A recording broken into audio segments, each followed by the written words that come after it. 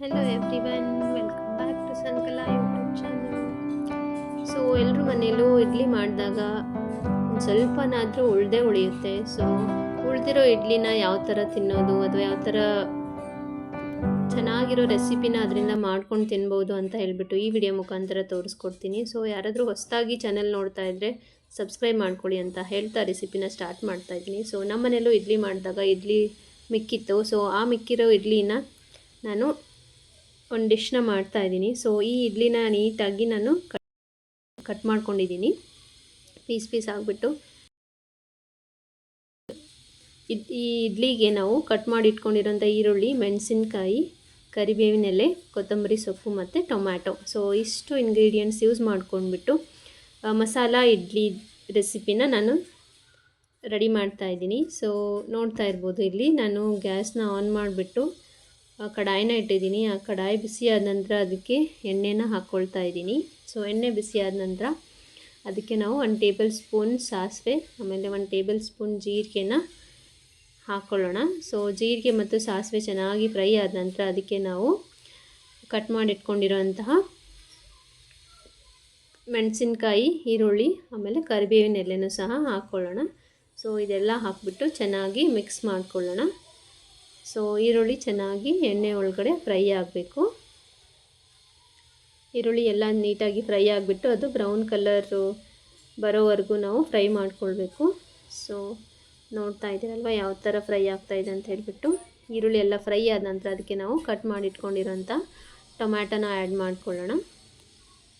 So ಯಾವತ್ತಾದರೂ ನಿಮ್ಮ ಮನೇಲೂ ಇಡ್ಲಿ ಸ್ವಲ್ಪ ಉಳಿದಿದ್ರೆ ಅದನ್ನು ಈ ಥರ ನೀವು ಇಡ್ಲಿ ಮಸಾಲಾನ ಮಾಡ್ಕೊಂಡ್ಬಿಟ್ಟು ತಿನ್ಬೋದು. ಇವಾಗ ಫ್ರೈ ಆಗಿದೆ ಈರುಳ್ಳಿ ಮತ್ತು ಟೊಮೆಟೊ, ಅದಕ್ಕೆ ನಾನು ರುಚಿಗೆ ತಕ್ಕಷ್ಟು ಉಪ್ಪನ್ನ ಸೇರಿಸ್ಕೊಳ್ತಾ ಇದ್ದೀನಿ. ಸೊ ಯೂಶ್ವಲಿ ಮಿಕ್ಕಿರೋ ಇಡ್ಲಿನ ತಿನ್ನೋಕ್ಕೆ ಎಲ್ಲರೂ ಮೂಗು ತೋರಿಸ್ತಾರೆ. ಸೊ ಅದನ್ನ ವೇಸ್ಟ್ ಮಾಡ್ದೇ ನಾವು ಈ ಥರ ರೆಸಿಪಿನ ಮಾಡ್ಕೊಂಡ್ಬಿಟ್ಟು ಚೆನ್ನಾಗಿ ತಿನ್ಕೊಳ್ಬೋದು. ಸೊ ಇಲ್ಲಿ ಉಪ್ಪು ಹಾಕಿಬಿಟ್ಟು ಮಸಾಲ ಇವಾಗ ಈರುಳ್ಳಿ ಮತ್ತು ಮೆಣಸಿನ್ಕಾಯಿ ಚೆನ್ನಾಗಿ ಫ್ರೈ ಆಗಿದೆ.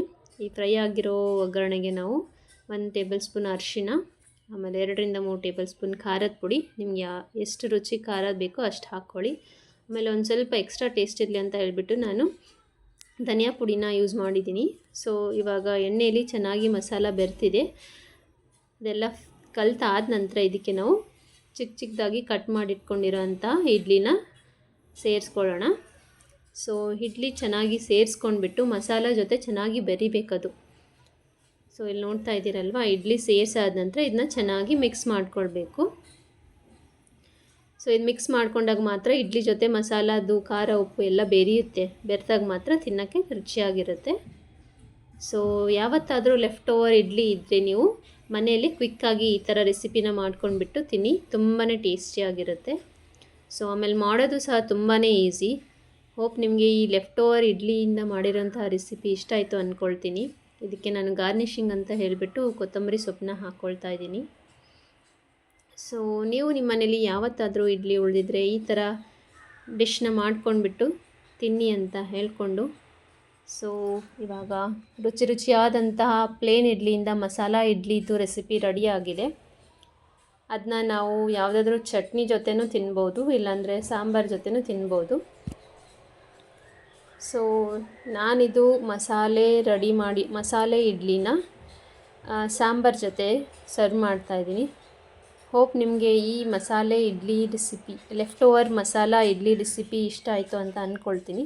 ಇಷ್ಟ ಆಗಿದರೆ ಚಾನಲ್ನ ಸಬ್ಸ್ಕ್ರೈಬ್ ಮಾಡಿ, ಶೇರ್, ಕಮೆಂಟ್, ಲೈಕ್ ಮಾಡಿ ಅಂತ ಹೇಳ್ತಾ ಈ ವಿಡಿಯೋನ ಇಲ್ಲಿಗೆ ಕಂಪ್ಲೀಟ್ ಮಾಡ್ತಾಯಿದ್ದೀನಿ. Thank you for watching this video.